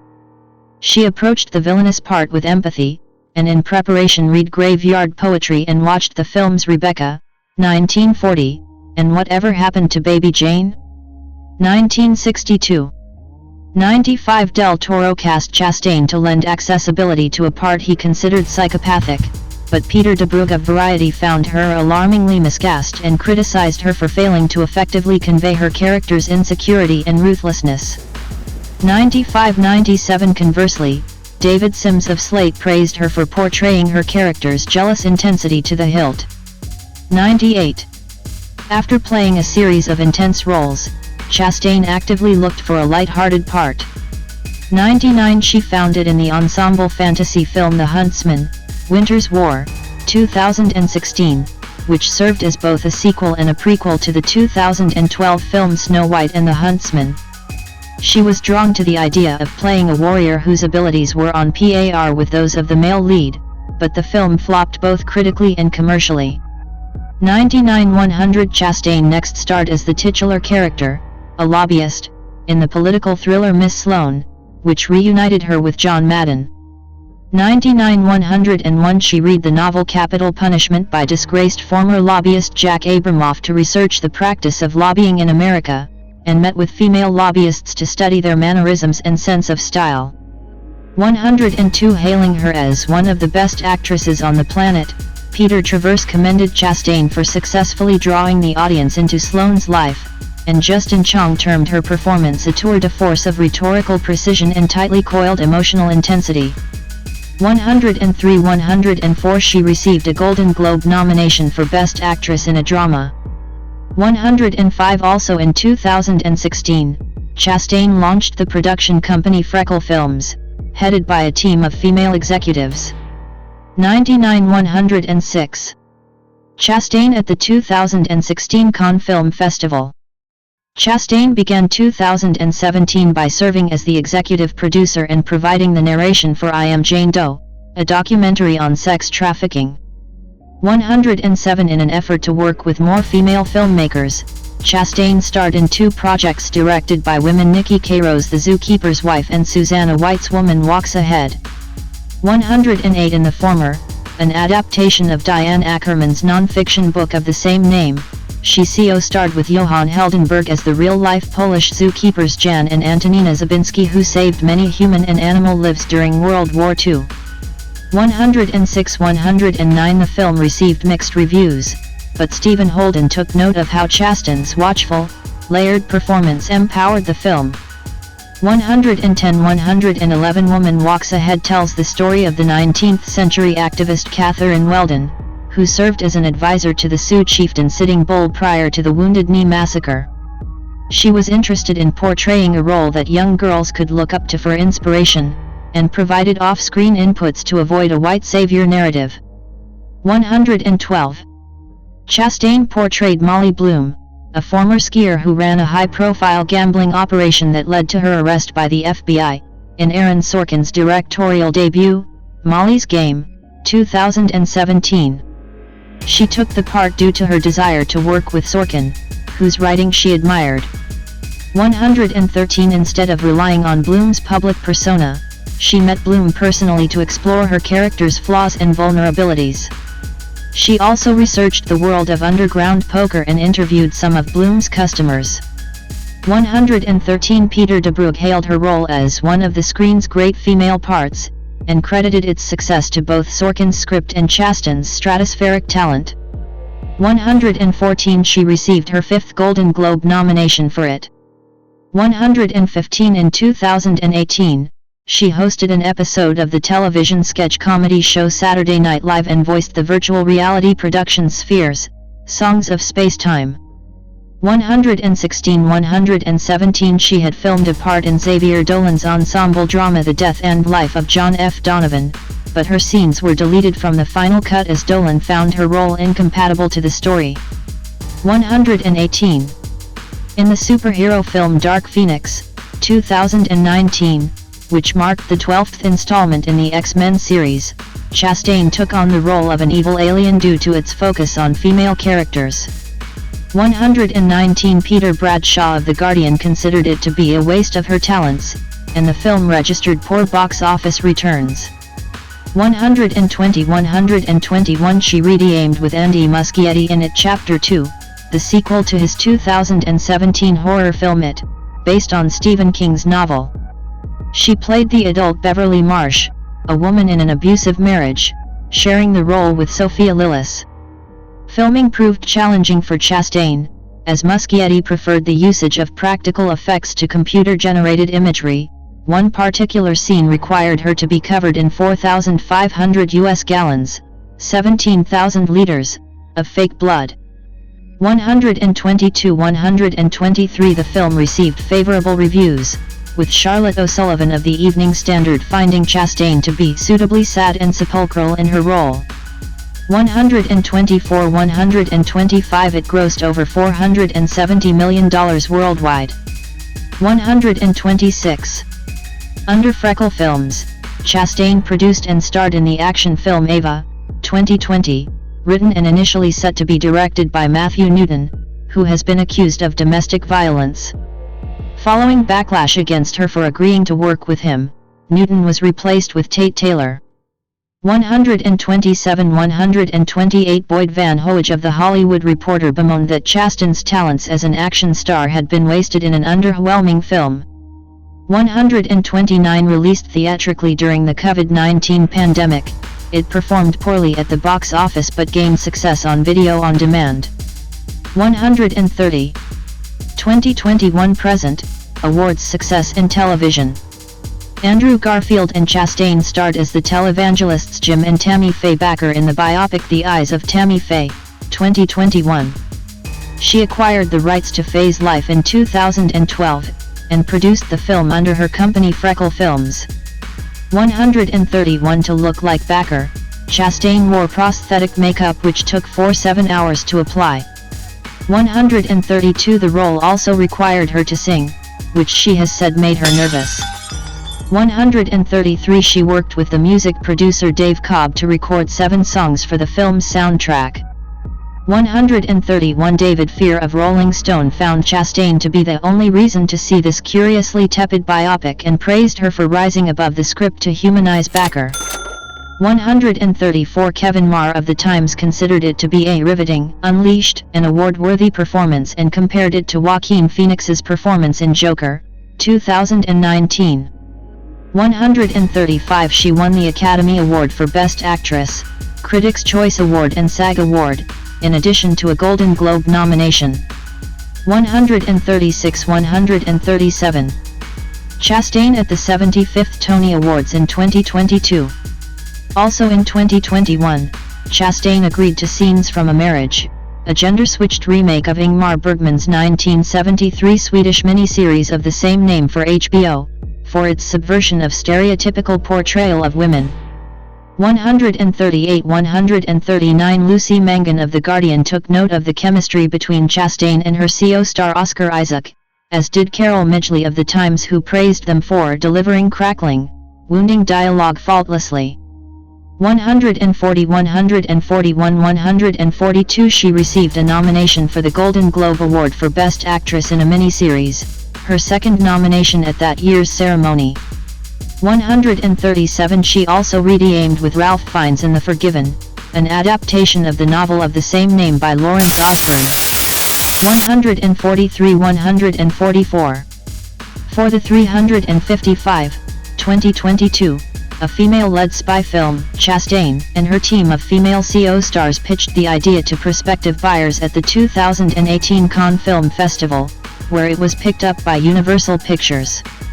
145. Critics dismissed the film as generic and unremarkable, and it failed commercially. 146. 147. Chastain then took on a brief role as Marianne Trump in James Gray's period film Armageddon Time. 148. In The Good Nurse, she played night nurse Amy Luffren, who discovers that her co-worker Charles Cullen, played by Eddie Redmayne, is a serial killer. 149. She worked closely with Luffren and attended nursing school to prepare for the part. 150. Kate Erbland of IndieWire found hers to be an effective performance in A Very Quiet Package. 151. Chastain executive produced the Showtime biographical miniseries George and Tammy, in which she played the country singer Tammy Wynette opposite Michael Shannon's George Jones. 152. 153. In preparation, Chastain and Shannon trained with a vocal coach to sing several of their characters' songs. She also lost weight to play Wynette toward the end of her life. 154. Emma Fraser of The Playlist was appreciative of the chemistry between the actors, and took note of the fragility and toughness in Chastain's portrayal. 155. She won a SAG Award, received another Golden Globe nomination, and earned her first nomination for a Primetime Emmy Award for Outstanding Lead Actress in a Limited Series. 156. 157. 158. Chastain returned to Broadway theater, playing Nora Helmer, an unhappy housewife, in Jamie Lloyd's 2023 revival of Henrik Ibsen's play A Doll's House, which ran for 16 weeks at the Hudson Theatre. 159. Initially set for West End Theatre in 2020, the production was cancelled due to the COVID-19 pandemic, and later relocated to New York on Chastain's insistence. 160. 161. The production was extended 1 week due to the strong box office sales of the preview performances. 162. Gloria Oladipo of The Guardian deemed Chastain's performance enthralling and captivating, adding that a fuller, infinite portrait is painted of the longtime heroine through Chastain's work. 163. She won the Drama Desk Award for Outstanding Lead Performance in a Play and received a nomination for the Tony Award for Best Actress in a Play. 164. 165. Chastain played a recovering alcoholic in Michel Franco's independent drama film Memory, CO starring Peter Sarsgaard. 166. She was pleased to take on the low-profile project and shopped at Target herself for her character's clothes. 167. DeBrugge noted that Chastain's never appeared more vulnerable on screen, playing a morally divisive character. 168. Chastain and Hathaway reunited in Mother's Instinct, 2024, a remake of the Belgian psychological thriller of the same name, which Chastain also produced. 169. As a close friend of Hathaway, she found it challenging to play a character that's antagonistic towards Hathaway's. 170. She redeemed with Michel Franco in Dreams, a drama about a rich American woman's relationship with an undocumented Mexican immigrant, which premiered at the 2025 Berlinale. Chastain said that she had to distance herself from her personal politics to play the part. 171 IndieWire's Ryan Latanzio was appreciative of her playing an against-type, largely unsympathetic role. 172. Chastain will next executive produce and star in the Apple TV and miniseries The Savant, based on the true story of an investigator who infiltrates online hate groups. 173. She will also reunite with Pacino in Lear Rex, an adaptation of Shakespeare's King Lear, playing Goneril. 174. She will also star in the upcoming supernatural horror film Other Mommy, directed by Rob Savage, based on the 2024 novel Incidents Around the House by Josh Malerman. 175. Advocacy. Chastain at the 2017 Cannes Film Festival, where she served as a jury member. Chastain identifies as a feminist, and has often spoken out against the discrimination faced by women and minorities in Hollywood. 7. 176. 177. 178. She penned an essay on gender imbalance in the industry for a December 2015 issue of The Hollywood Reporter. 179. At the 2017 Cannes Film Festival, where she served as a jury member, Chastain bemoaned the passive portrayal of women in most films. 180. 181. She has complained about a lack of female film critics, which she believes hinders a gender-neutral perspective on film. 181. She advocates for greater gender balance on sets, including more representation of women on film crews and in positions of power. 182. On social media, Chastain aims to amplify the voices of victims of sexual harassment in the industry. 183. In 2018, she collaborated with 300 women in Hollywood to set up the Time's Up initiative to protect women from harassment and discrimination. 184. In the same year, she appeared alongside several actresses in This Changes Everything, a documentary about the poor representation of women in Hollywood films. 185. She is also a LGBT rights activist. Most notably, when she had won the Academy Award for Best Actress in 2022, she voiced her support for the community she loved, and called out bigoted legislation against them. 186. 187. 188. Chastain is a vocal advocate for equal pay in the workplace, and turns down offers of work whose salaries she finds unfair. 7. 189. She spoke out in support of actress Michelle Williams, who was paid less than her CO star Mark Wahlberg for the 2017 film All the Money in the World, a gesture which Williams said led to greater awareness of the issue and a donation worth $2 million to the Time's Up Legal Defense Fund. 190. In 2013, Chastain lent her support to the Got Your Six campaign, to help empower veterans of the United States Army, and in 2016, she became an advisory board member to the organization We Do It Together, which produces films and television shows to promote women empowerment. 191. 192. In 2017, she featured alongside several Hollywood celebrities in a theatrical production of the Children's Monologues, in which she performed a monologue as a 13-year-old girl who is raped by her uncle. The event raised funds for Dramatic Need, a charity that helps African children pursue a career in the arts. 193. In 2020, Chastain became an investor in a Los Angeles-based franchise for the National Women's Soccer League. 194. The new team has since been named Angel City FC. 195. Chastain supports charitable organizations that promote mental health, and is involved with the non-profit organization To Write Love on Her Arms. 196. Teased as a child for having red hair and freckles, she takes a stand against body shaming and bullying. 11. Chastain has campaigned for access to affordable reproductive health care for women, and in 2017, Variety honored her for her work with Planned Parenthood. 197. In response to abortion bans in certain American states, she joined several actors in refusing to work in those regions. 198. In 2022, Chastain traveled to Kyiv in Ukraine during Russia's invasion of the country. She visited a children's hospital and met with President Volodymyr Zelensky and head of the presidential administration Andriy Yermak. 199 200 Chastain has lent her support to the 2023 SAG-AFTRA strike. After receiving an interim agreement waiver from the organization, she attended the premiere of her film Memory at the 2023 Venice International Film Festival wearing a t-shirt affirming her support. 201. Reception and acting style. Describing Chastain's off-screen persona, Roy Porter of InStyle magazine wrote in 2015 that she's an adult, which isn't always a given in Hollywood. Unconsciously candid with her answers, she retains a sense of perspective uncommon among her peers, and has real opinions. Porter also credited her for being the rare actress who is all about the craft. 42 Evgenia Peretz, an editor at Vanity Fair, finds Chastain the most sensitive and empathetic actor she has interviewed. 202. Chastain specializes in portraying emotionally grueling roles and is drawn to parts of strong but flawed women.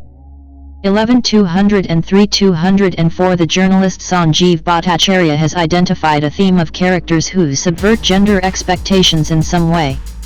189 David Ehrlich of IndieWire credits her for being the sole American actress to consistently play roles that champion feminist ideals.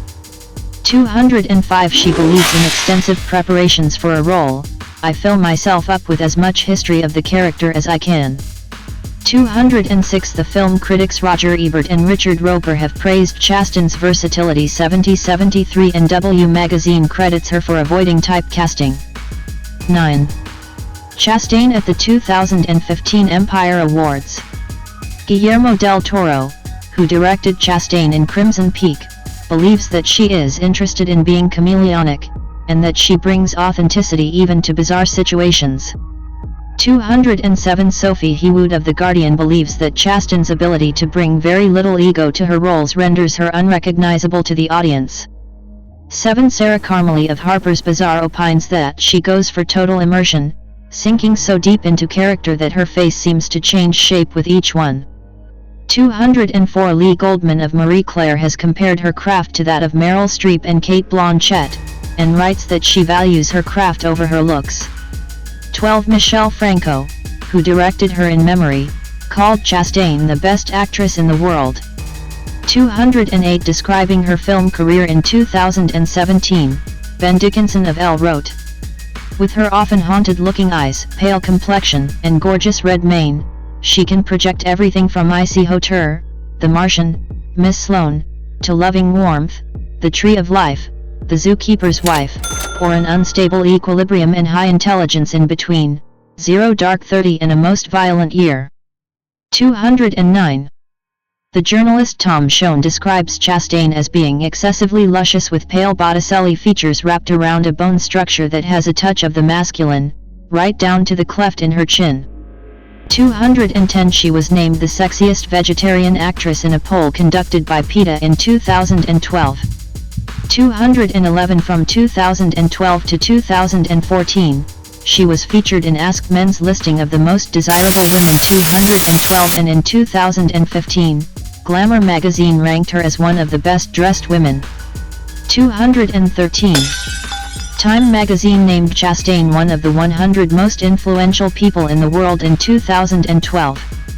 214 That same year, she was invited to join the Academy of Motion Picture Arts and Sciences, and she endorsed an Yves Saint Laurent fragrance called Manifesto. 215 216 In 2015, she became the global ambassador for the Swiss jewelry and watchmaking company Piaget, and in 2017, she was made the face of Ralph Lauren's fragrance campaign, named Woman.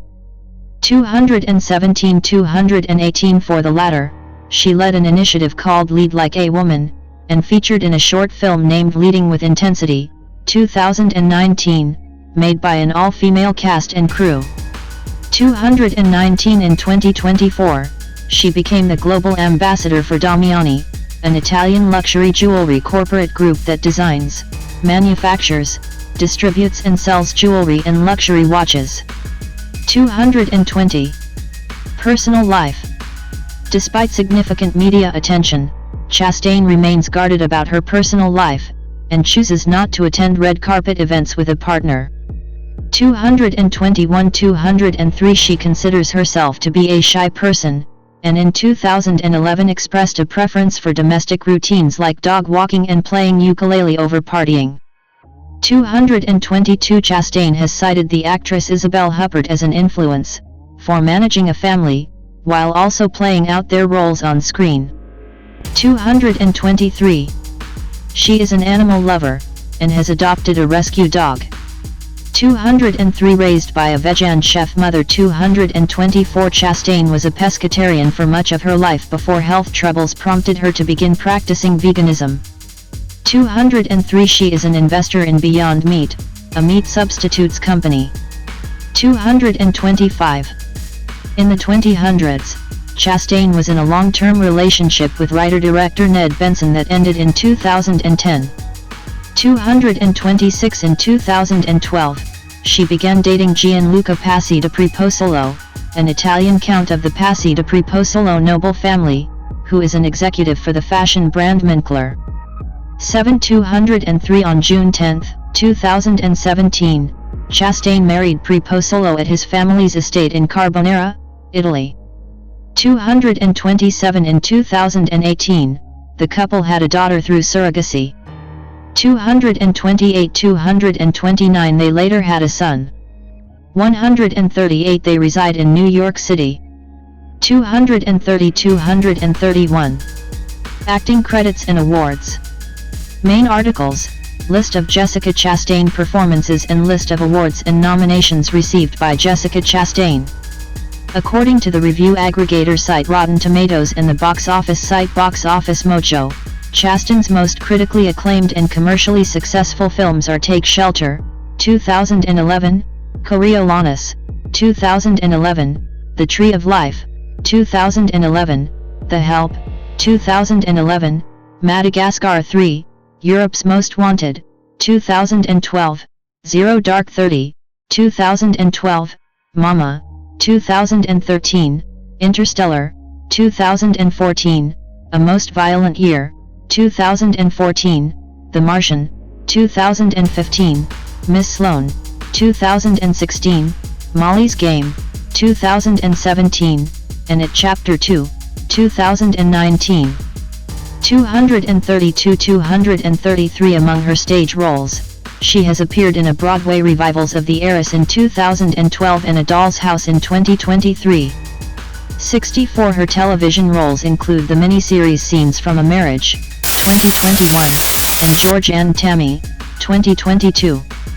Chastain won an Academy Award in the Best Actress category for The Eyes of Tammy Faye, 2021, and has been nominated 2 more times, Best Supporting Actress for The Help and Best Actress for Zero Dark 30.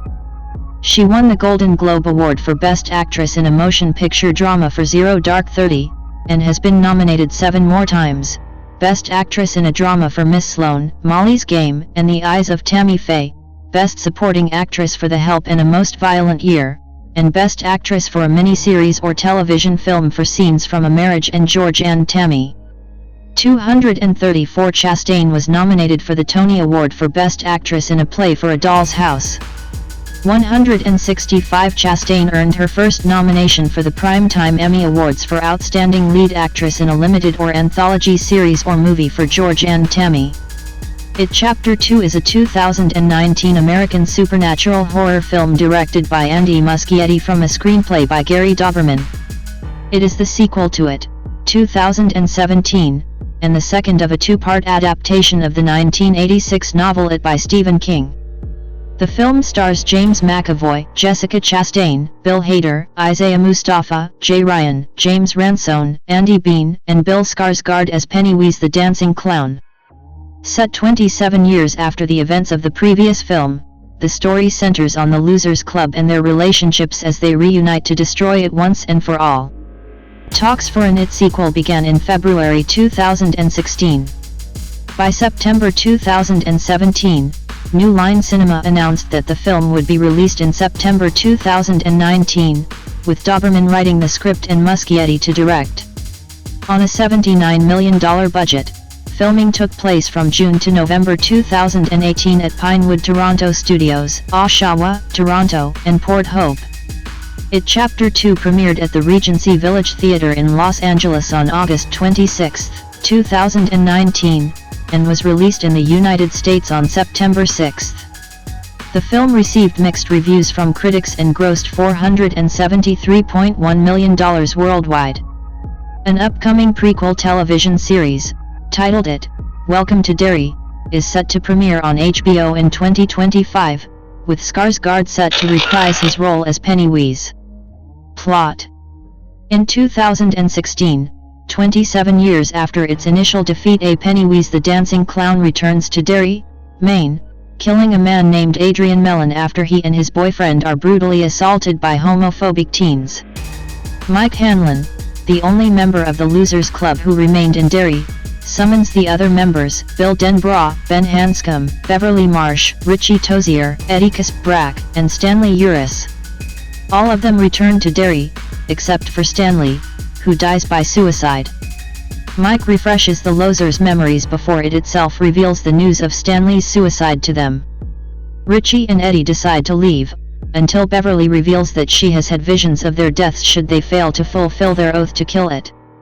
Meanwhile, it kills a little girl named Victoria at a baseball game and helps Henry Bowers, who was arrested for the murder of his father, escape from a mental institution. At the library, Mike shows Bill, via a drug-induced vision, that the Native American ritual of Chud can defeat it using artifacts from the Losers' past. Bill recovers Georgie's paper sailboat and meets a young boy, Dean, whom he warns to leave Derry. Beverly retrieves Ben's love poem from her childhood home before being attacked by it in the form of a demonic elderly woman. Richie goes to an abandoned cinema where he collects a game token and encounters Pennywise, who confronts him on his hidden homosexuality. Ben returns to the town's high school, choosing to use an old yearbook page signed by Beverly as his artifact, while Eddie recovers an inhaler from a pharmacy and is attacked by the leper. Returning to the hotel, Richie abandons the group, while Bill leaves for the town carnival and fails to save Dean from Pennywise. Bowers viciously attacks Eddie at the hotel before driving to the library. There, Bowers attacks Mike before Richie returns and impales him. The Losers then travel to the Neibold house where they convince Bill, distraught over his failure to save Dean, not to face it alone. With their memories now fully restored, the group descends into a cavern beneath the sewers. Mike provides a rock from the Losers' fight with the Bowers gang, and they perform the ritual using the artifacts in the remains of the meteor that brought it to Earth. The ritual fails as it emerges as an enormous Pennywise spider hybrid and pressures Mike into revealing that the ritual killed the original native performers. It attacks the Losers and places Bill, Ben, and Beverly in individual hallucinations. They escape once Bill releases his guilt over being indirectly responsible for Georgie's death, and Beverly realizes again that Ben was the one who wrote the love letter to her. When Richie is made catatonic by it, Eddie saves him but is fatally impaled. A weakened Eddie then explains how he made it feel small earlier, by choking the leper nearly to death. The Losers confront it about how they have overcome their fears, and are no longer scared of the entity, causing it to shrink to a small weakened Pennywise. Mike rips out its heart, which he and the Losers crush with their bare hands, finally killing it. They return to Eddie to find he has died from his injuries, and are forced to leave his body behind as its cavern implodes, destroying the Neibold house. At the waterlogged quarry, the Losers comfort Richie and Ben, and Beverly kiss. Later, the scars on the Losers' hands disappear. After the Losers part ways, Ben and Beverly get married. Richie returns to the kissing bridge where he had once carved his and Eddie's initials. Mike moves out of Derry, and Bill begins writing his new story. Mike reveals to Bill that Stanley had written the Losers' letters prior to his suicide. Stanley was too scared to face it, and his suicide was intended to strengthen his friends against it. His last words in the letters indicate that they will always be losers. Cast. This section may require cleanup to meet Wikipedia's quality standards. The specific problem is, too many plot details and editorializing events that have nothing to do with this film. Please help improve this section if you can. January 2024, learn how and when to remove this message. James McAvoy as William Bill Denbrough, the determined former leader of the Losers Club who hunted down and defeated it in the summer of 1989 after his younger brother Georgie is killed. As an adult, Bill is a successful mystery novelist in Los Angeles whose works are often criticized for having disappointing endings. Jaden Martell as young Bill Denbrough. Jessica Chastain as Beverly Bev Marsh, the only female member of the Losers Club, who was abused by her father and bullied at school over false rumors of promiscuity. Adult Beverly is a successful fashion designer in New York City along with her abusive husband Tom Rogan. Sophia Lillis as young Beverly Marsh. Bill Hader as Richard Richie Tozier, Bill's bespectacled best friend and fellow member of the Losers Club, whose loud mouth and foul language often get him into trouble. He has secret romantic feelings for Eddie. As an adult, Richie is a successful stand-up comic in Chicago. Finn Wolfhard as young Richie Tozier. Isaiah Mustafa as Michael Mike Hanlon, the sole member of the Losers Club who still lives in Derry, where he is the town librarian. As the only person who remembers everything that happened during the summer of 1989, he summons the other losers back to Derry when it resurfaces. Chosen Jacobs as young Mike Hanlon. Tristan Levi Cox and Torian Matthew Cox as 4-year-old Mike Hanlon. Jay Ryan as Benjamin Ben Hanscom, a member of the Losers Club. As a child, he was bullied for being overweight and he had a crush on Beverly. As an adult, he is a physically fit architect living in upstate New York, where he runs his company, Hanscom Architecture. Jeremy Ray Taylor as young Ben Hanscom. James Ransone as Edward Eddie Kasprack, the youngest member of the Losers Club, a hypochondriac and a victim of Munchausen syndrome by proxy. As an adult, Eddie is a successful risk analyst for an insurance firm in New York City and is married to Myra, who is very similar to his overprotective mother Sonia. Jack Dylan Grazer as young Eddie Kasprack. Andy Bean as Stanley Stan Uris, a timid and pragmatic member of the Losers Club who aided in the battle against it in 1989, but fears it more than the others do. As an adult, he becomes a founding partner of a large accounting firm in Atlanta and is married to Patty Bloom. Wyatt Olaf as young Stanley Uris. Bill Skarsgård as Pennywise the Dancing Clown, an ancient predatory creature from another dimension which was brought to Earth millions of years ago by a meteorite. It awakens every 27 years to feed on the fear of children that it kills. Pennywise is its favorite and primary guise, although it can take many forms in order to instill fear into its victims. It was overpowered and seriously wounded by the Losers Club in 1989. Other guises of it include Joan Gregson as Mrs. Kirsch, an apparently sweet and gentle elderly woman, actually a monster, who lives in Beverly's childhood home, Javier Botet as Hobo, a leper who encountered Eddie at the 29 Neobolt Street house, and also as the witch, the monstrous form of Mrs. Kirsch, Jackson Robert Scott as Georgie Denbrough, Bill's late younger brother, and Owen Teague as Patrick Hochstetter, a young hoodlum who was eaten by Pennywise in the sewers in 1989. It also briefly appears without clown makeup, under the alias Bob Gray, also Skarsgård. Additionally, Teach Grant portrays Henry Bowers IV, who terrorized the Losers Club in the summer of 1989 before he was incarcerated for killing his father while under its influence. Nicholas Hamilton reprises his role as the young Henry Bowers. Molly Atkinson reprises her role as Sonia, Eddie's Munchausen syndrome by proxy stricken mother, and also plays Eddie's wife Myra. Xavier Dolan and Taylor Frey appear as Adrian Mellon V and Don Haggerty, a gay couple who are attacked by a group of youths during a carnival before Mellon is killed by it, while Jake Weary appears as Webby, the leader of the youth gang who attacks Adrian and Don.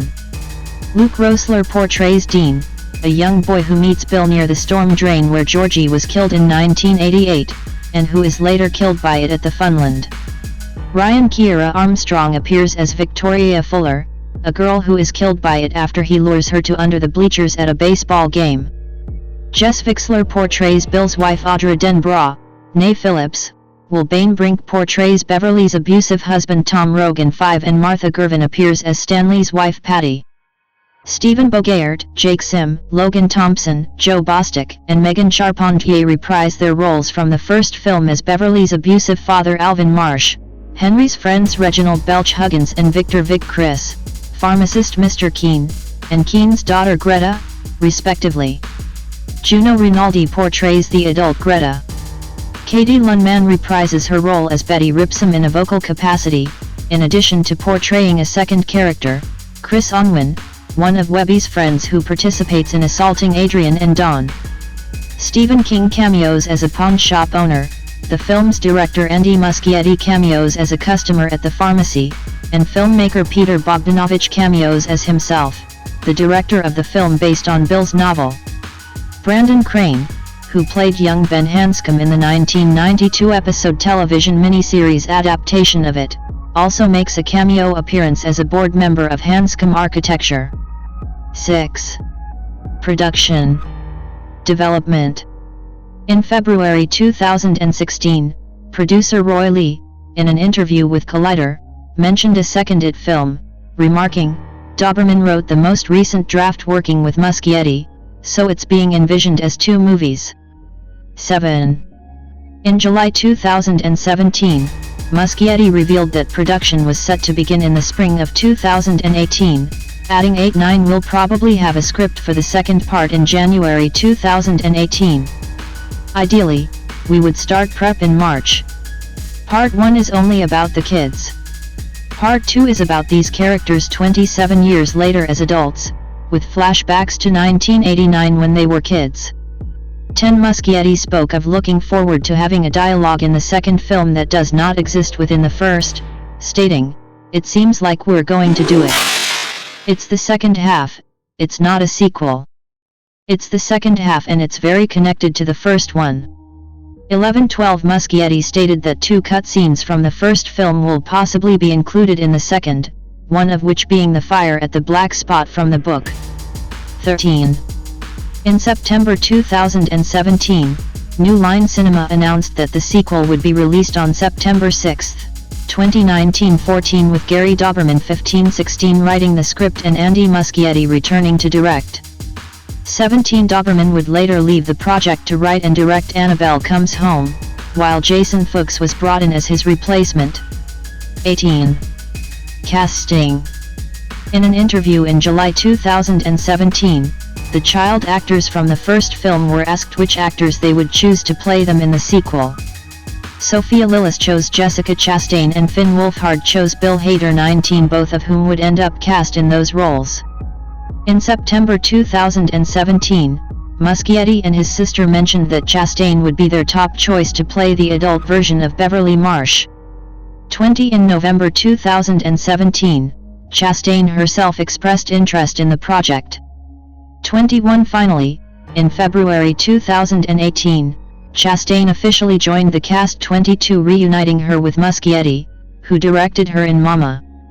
By April 2018, Hader and James McAvoy were in talks to join the cast to play adult versions of Richie Tozier and Bill Denbrough, respectively.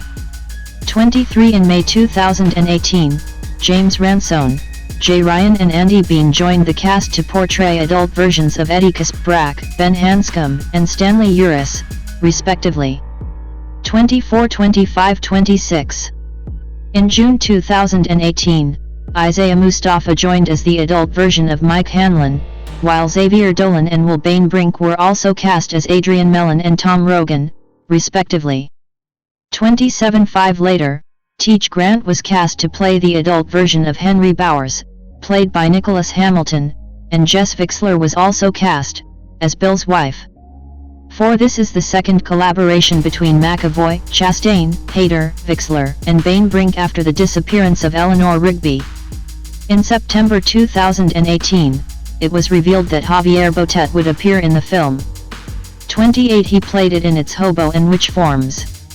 Filmmaker Guillermo del Toro was sought for a cameo as the janitor that Ben encounters when fleeing from Pennywise. Despite nearly securing del Toro, he was not included in the final film. 29 Stephen King's son and fellow author Joe Hill was originally envisioned to cameo as the younger version of the pawn shop owner in a flashback scene with young Bill and Beverly, but the scene was cut from the final draft of the screenplay. 30. Maturin the turtle was reported to be in the film. 31. This did not happen, although a golden turtle statue can be seen in Ben's home and a smaller one can be seen in a classroom scene. 32. Filming. Principal photography on the film began on June 19, 2018, 33 at Pinewood Toronto Studios. The sewer system set was constructed at Pinewood 34 while the actual grade is located in North York. 35. Much of the location work was done in and around Port Hope during summer 2018, as the town stood in for the fictional main town of Derry. Signs and decor were changed as